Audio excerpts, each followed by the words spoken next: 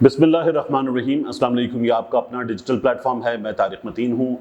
अरशद शरीफ का एक बार फिर पोस्टमार्टम किया जा रहा है। आज इसकी रिपोर्ट मुमकिन तौर पर दिन के इख्तितामी हिस्से में हमारे सामने होगी।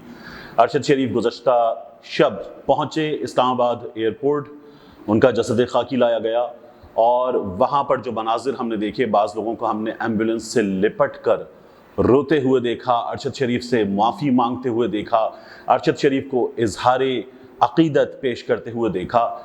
ये वो मनाजिर थे कि जिनकी कोई तवक्को नहीं कर रहा था। लोग निकलेंगे इतनी बड़ी तादाद में इजहार मोहब्बत करने अरशद शरीफ से, लोगों को अंदाज़ा था कि लोग निकलेंगे, लेकिन इस तरह के जज्बात, इस तरह के मनाजिर देखने को मिलेंगे। और वहाँ पर मौजूद लोगों ने जब मीडिया से बात की, कोई उकाड़ा से आया हुआ था, कोई पंजाब में जुनूबी पंजाब से आया हुआ था, कोई खैबर पख्तूनख्वा में किसी दूर दराज मकाम से आया हुआ था। लोग रात के उस पहर आज़ाद कश्मीर से वहाँ पहुँचे हुए थे। ये अरशद शरीफ के लिए उनकी मोहब्बत का जज्बा था। और क्यों था? क्योंकि अरशद शरीफ ने सच की आवाज़ उठाते हुए उनके लिए जान दी। और अब जो चीज़ें सामने आ रही हैं वो मुसलसल आती रहेंगी, बड़ी हैरान कुन है।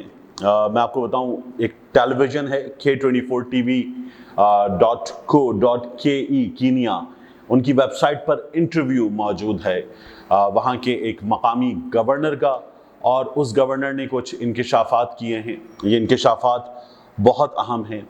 साथ ही अरशद शरीफ की मैयत से, शहीद के जसद खाकी से भी कुछ लोगों को खौफ है। जो हरकतें हुकूमत ने गुज़श्ता रात की हैं वो बड़ी हैरान कुन, बड़ी अजीब थी। उन हरकतों को देखकर बड़ी परेशानी हो रही थी कि ये कैसे किया जा सकता है। लेकिन सबसे पहले मुझे आपसे बात करनी है कि जो गटर है वो गटर ही रहता है।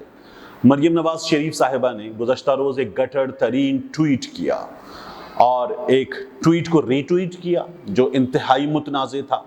फिर उसके बाद मरियम नवाज शरीफ ने उसको डिफेंड किया, जस्टिफाई किया, और डिफेंड और जस्टिफाई करते हुए बताया कि मुकाफ़ात अमल की बात कर रही हैं और सबको सबक सीखना चाहिए। फिर मरियम नवाज शरीफ साहिबा की पूरे मुल्क से जब इज़्ज़त अफजाई हो गई, बल्कि दुनिया भर से इज़्ज़त अफजाई हो गई, तो इतना प्रेशर पड़ा कि मरियम नवाज शरीफ को ये ट्वीट डिलीट करना पड़ा। डिलीट किया, डिलीट करते हुए भी जो ट्वीट किया उसमें एहसान था। यानी अगर आपने माफ़ी मांगनी है तो माफ़ी मांगे, मैं इसलिए माफ़ी मांग रही हूँ, मैंने जो किया मैंने इसलिए किया। अगर ये बातें आपको अब भी करनी है, जवाज़ घड़ना है, तो फिर माफ़ी ना मांगे।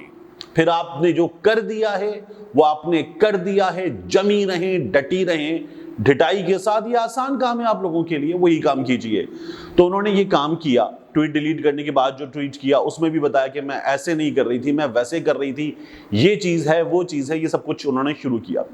मगर फिर भी उनकी उस आरटी को अंडू करना और उसके बारे में ट्वीट को डिलीट करना, बाज़ लोगों ने इसको अप्रिशिएट किया बाकायदा तौर पर और कहा ठीक है, अच्छी बात है कि मरियम नवाज शरीफ ने अपना ये ट्वीट डिलीट कर दिया है। और एक कंडीशनल, याद रखिएगा, कंडीशनल माफ़ी मांग ली है मरियम नवाज शरीफ ने।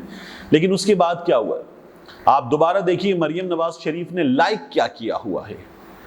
2 जसद खाकी है, एम्बुलेंस है, मुकाफ़ात अमल की बात है, मियाँ नवाज शरीफ का वो जुमला कि मैं अपना फैसला अल्लाह पे छोड़ता हूँ, उसको लाइक करना है। और ये तमाम चीज़ें फिर मरियम नवाज शरीफ ने लाइक की हुई हैं। पार्सल वाली बात लाइक की हुई है। बाज़ लोग पार्सल वाला ट्वीट अरशद शरीफ से मंसूब दोबारा इस वक्त फैला रहे हैं, हालांकि ये फोटोशॉप्ड है, ये इनकरेक्ट है। मैंने अरशद शरीफ की टाइमलाइन सर्च करके देख ली है, ये इनकरेक्ट। उसके अलावा भी हम अरशद शरीफ को जानते हैं। अरशद शरीफ का रवैया क्या था वो हमें नज़र नहीं आ रहा, हमें नज़र नहीं आ रहा अरशद शरीफ का रवैया उन तमाम चीज़ों में जो अरशद शरीफ के हवाले से अब नज़र आ रही है कि वो मरियम नवाज को रिकवरी की दुआ दे रहे हैं, वो मरियम नवाज की वालदा को रिकवरी की दुआ दे रहे हैं, एहसन इकबाल को रिकवरी की दुआ दे रहे हैं, सईद गनी को रिकवरी की दुआ दे रहे हैं जब लोग बीमार हुए। ये अरशद शरीफ का रवैया था। वो वाक़ईतन शरीफ था, नाम का शरीफ नहीं था। लेकिन अगर आपको ये गटर हरकतें करनी है मरियम नवाज शरीफ साहिबा तो कीजिए, इस पर फिर माफ़ी के ड्रामे मत कीजिए। आपने हिम्मत, बल्कि हिम्मत नहीं, लफ्ज़ ढिटाइए, आपने जिस ढिटाई का मुजाहिरा किया है उसको अब आप ढांप भी रही हैं और आपकी वो हरकतें भी बेनकाब हो रही हैं जो आप अब तक कर रही हैं।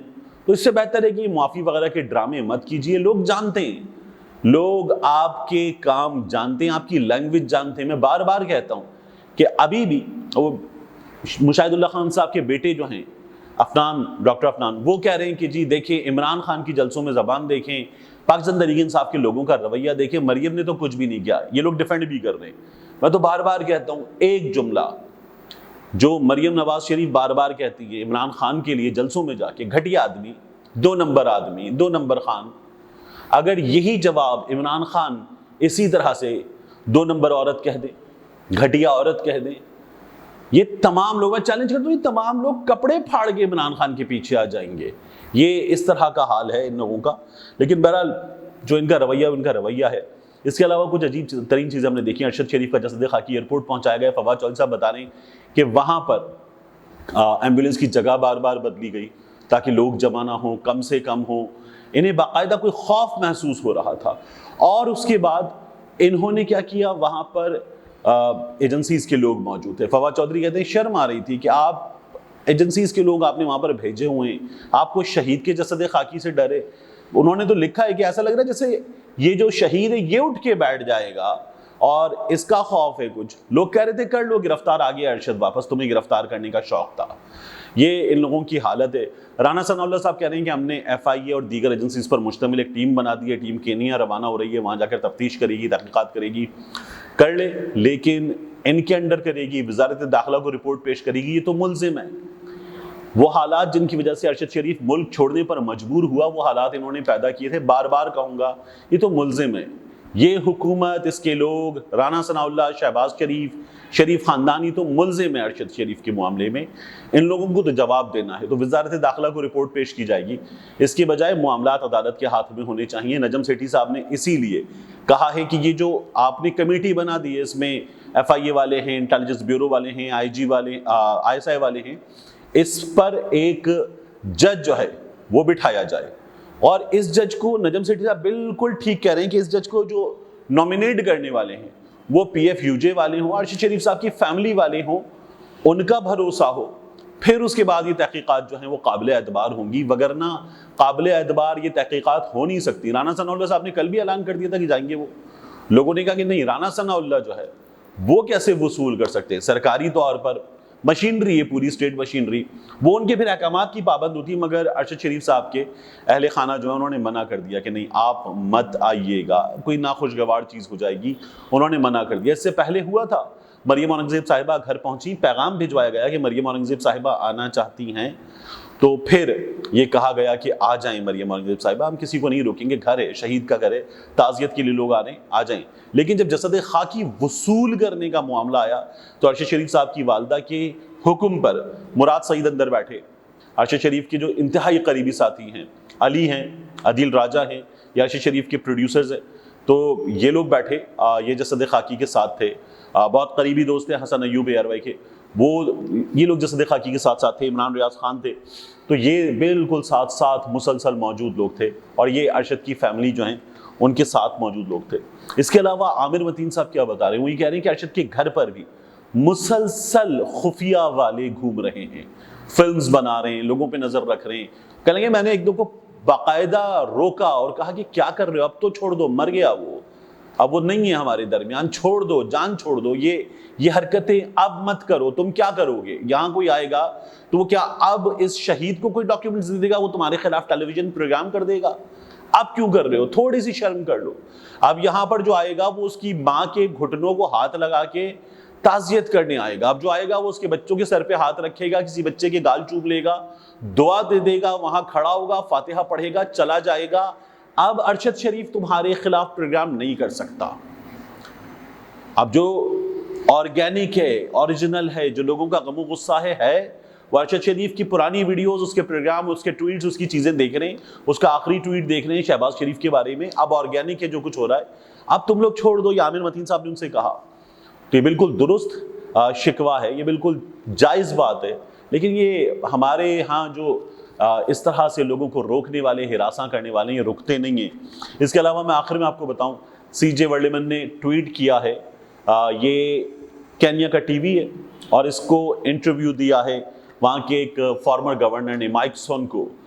ان کا یہ کہنا ہے کہ ایک کلر اسکواڈ पाकिस्तान से उनके दावे के मुताबिक, ये उनका दावा है, उनका इल्ज़ाम है कि वो यहाँ अरशद शरीफ के पीछे था और केन्या की पुलिस को उनका ये कहना है ब्लेम ना करें। वहाँ के सहाफ़ी तो बाकायदा तौर पर कह रहे हैं कि ये पुलिस हमारी लोगों को पैसे लेके मार देती है, लेकिन उनका ये कहना है कि पुलिस को ब्लेम ना करें, पुलिस को ट्रैप किया गया कि ये काम करना है।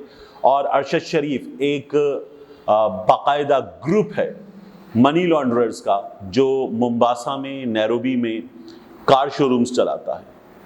मोम्बासा में, नैरोबी में कार शोरूम्स चलाता है। इस ग्रुप के पीछे जो गाड़ियों में, मनी लॉन्ड्रिंग में, इन तमाम 2 नंबर कामों में इन्वॉल्व हैं, इस ग्रुप के पीछे जिन लोगों का हाथ है, जिन लोगों का पैसा है, उनमें पाकिस्तान के पॉलिटिशियंस भी मौजूद हैं माइक सोनको के मुताबिक, और पाकिस्तान के, उनका ये दावा है कि डीप स्टेट के लोग भी मौजूद हैं। तो ये तमाम चीज़ें जो हैं इनके जवाबात हमारे सामने आने चाहिए। बहुत बड़े बड़े इल्ज़ामात हैं जो अरशद शरीफ की शहादत के बाद सामने आ रहे हैं। ऐसे बड़े वाक़यात में होता है कि बाज़ चीज़ें एग्ज़ैजरेट भी कर जाती हैं, बाज़ चीज़ें आउट ऑफ द कॉन्टेक्स्ट भी आ जाती हैं, बाज़ चीज़ें इर्रेलेवेंट होती हैं मगर रेलेवेंट लगने लगती हैं, लेकिन तफ्तीश, दुरुस्त और मुकम्मल तफ्तीश इसका जवाब दे सकती है। मिलते हैं इंशाल्लाह आपसे अगली वीडियो में।